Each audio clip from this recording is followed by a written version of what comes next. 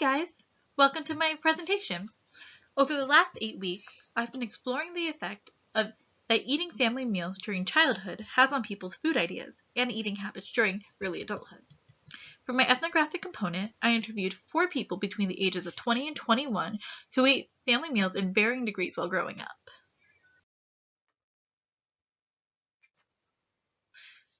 Family meals are meals that a person eats with their family, and I'm specifically looking at the meals that people ate from childhood into adolescence. In an article from Loth et al., it was shown that a greater frequency of family meals was associated with decreased odds of disordered eating in both adolescent males and females. And an article by Vidian and Manning showed that a higher frequency of family meals is positively associated with adolescents' higher consumption of fruits, vegetables, and dairy foods. There's already a lot of research done that correlates family meals with the diets of adolescents.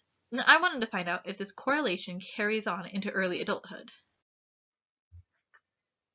As I mentioned before, I interviewed 4 people between the ages of 20 and 21. The first interview was a person who ate most of their meals with their family every day. The second interview was with a person who ate dinner with their family every day and occasionally ate lunch with their family. The third interview was with a person who started out eating meals with their family and then gradually stopped eating meals with their family as they got older.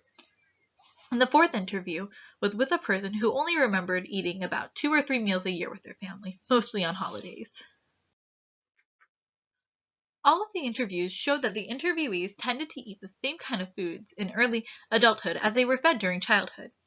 For example, interview 2 said that the meals they ate with their family consisted of carbs, proteins, and vegetables, and that's the way they structure their meals now. Except for interview 1, the interviewees also ate about the same amount as they did when they were children.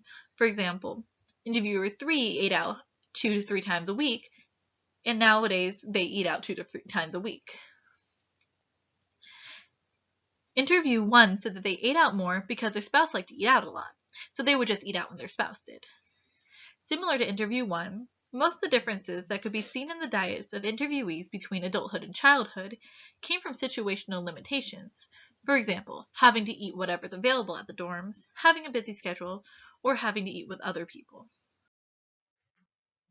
Strangely, the idea of a healthy diet didn't really vary between interviews.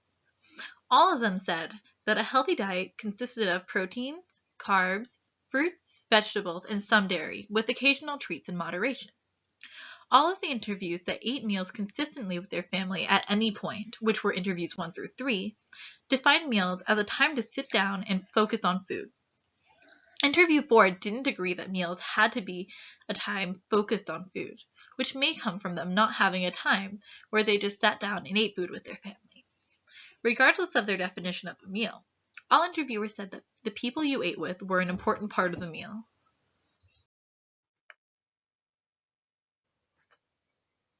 The interviews show habitus and the importance of commensality. Habitus describes the accumulated understandings, assumptions, and life experiences that combine to create a person's worldview.